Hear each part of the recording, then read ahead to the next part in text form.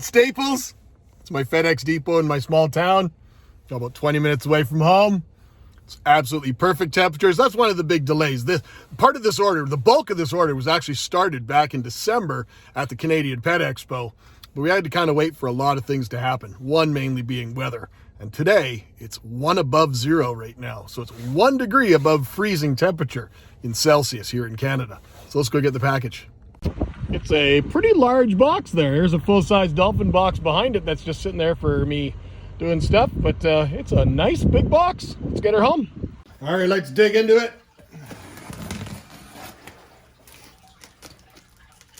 Now, as I said, the bulk of this order is plants. But there is one particular pair of animals in here.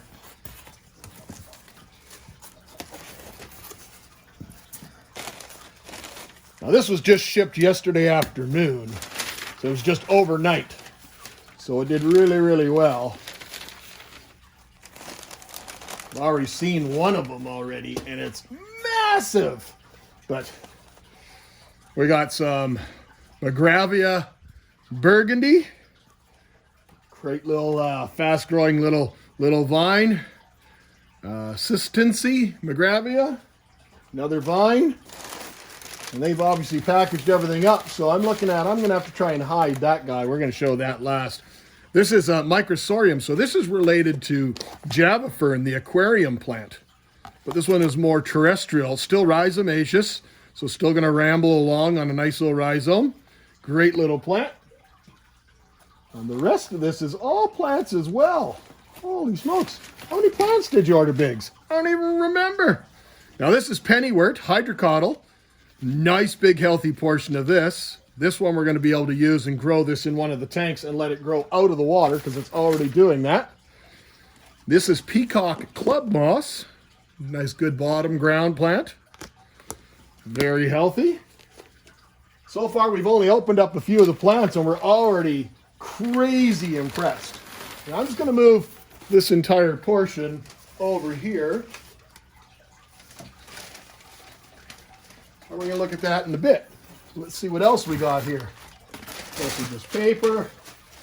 The heat packs are still warm because obviously it wasn't in there for very long. This is another species.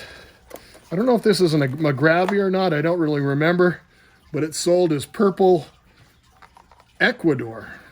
Nice little vining plant. These are some of the things I've been desperately trying to get to do some of the smaller vivariums because I just don't have access to it the same way where I live. So when I went away to the Canadian Pet Expo in December, I went to a certain booth. You guys going to guess whose booth this is yet? Because I haven't even said that yet. But I went to the booth of Tails and Scales. This one I can't remember what it is, but it's got the nice velvety leaves. I can't pronounce the name. It starts with an M. You guys might know what it is. Nice little vining plant, philodendron type vining plant. Milano something, I believe.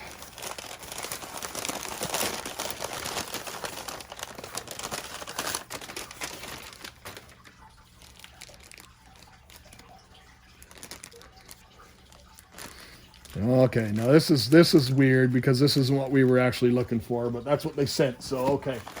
I was looking for a bunch of small little ferns that are perfect for doing like the tarantula tanks and so forth, and they sent me ferns that are more water plants, which is fine. Hey, when you keep fish and you keep reptiles and you keep plants and vivariums, it's all good. So he sent me 6 different types of assorted ferns.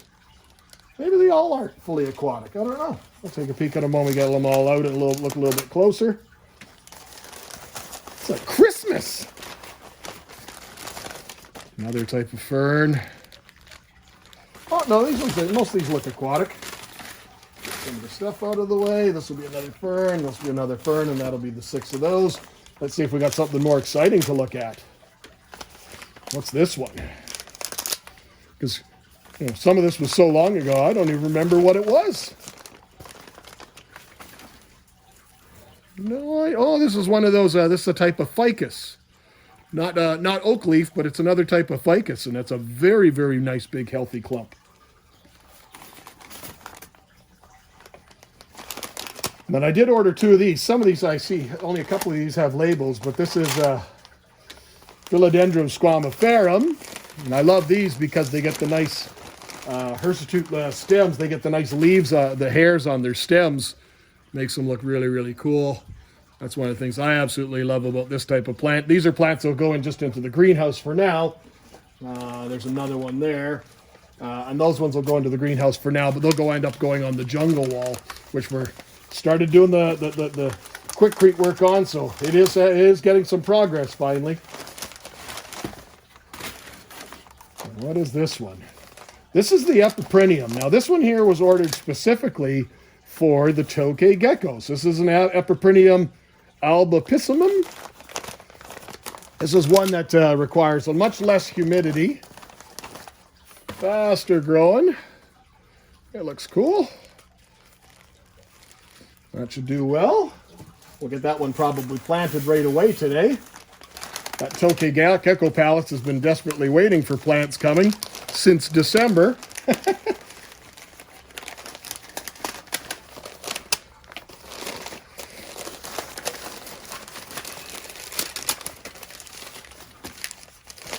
And the last main plant, I guess, this one here. And this is, I believe it's a Rhaphodora type, but it's a shingling plant.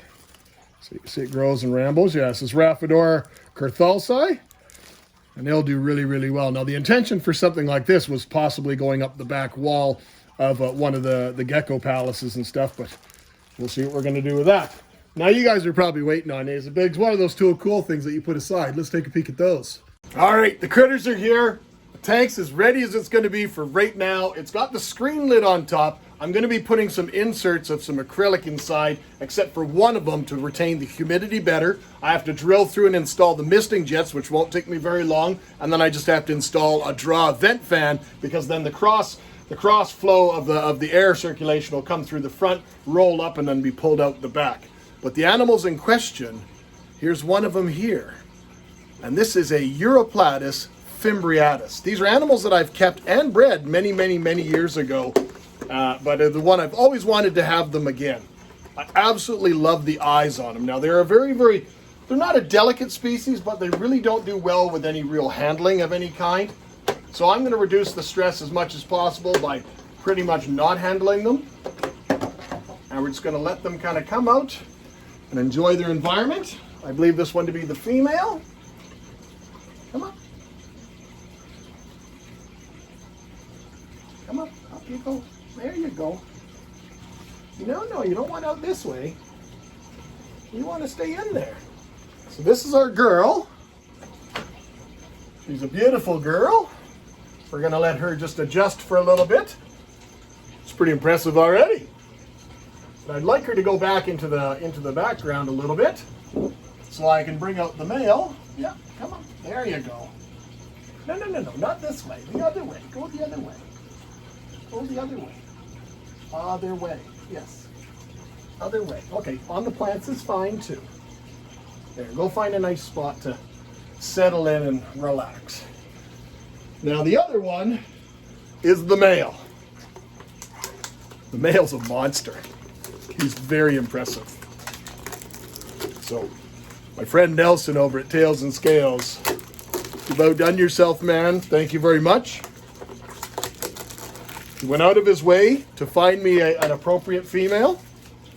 He only had the one male on stock. This male is massive. And he's gorgeous.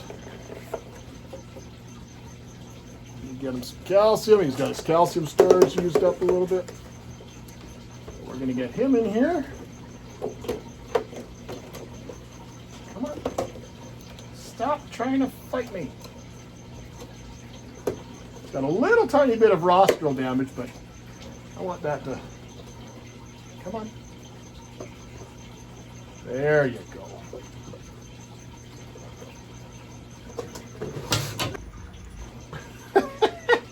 Well, I guess he's out, so we'll put him back in.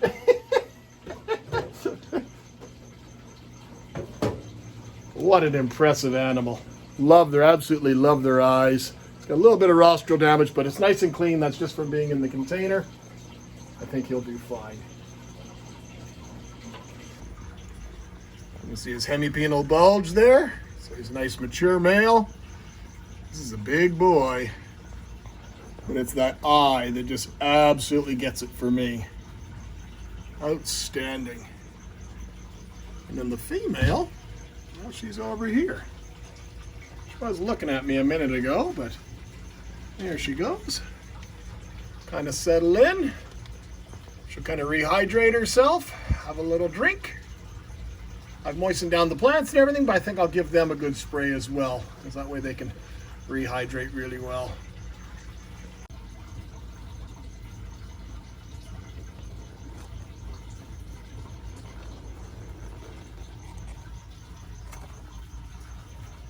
And I'm very excited to have them back within my collection. Hopefully we'll have some success breeding them one day. Breeding this species is pretty straightforward. They're pretty ready to replicate in captivity, as they will often just go and lay their eggs right in the moist substrate or just under nice leaf litter. So that's part and parcel as to why I have such the deep layer of the leaf litter there as well, because they are a mature pair. They're just exploring.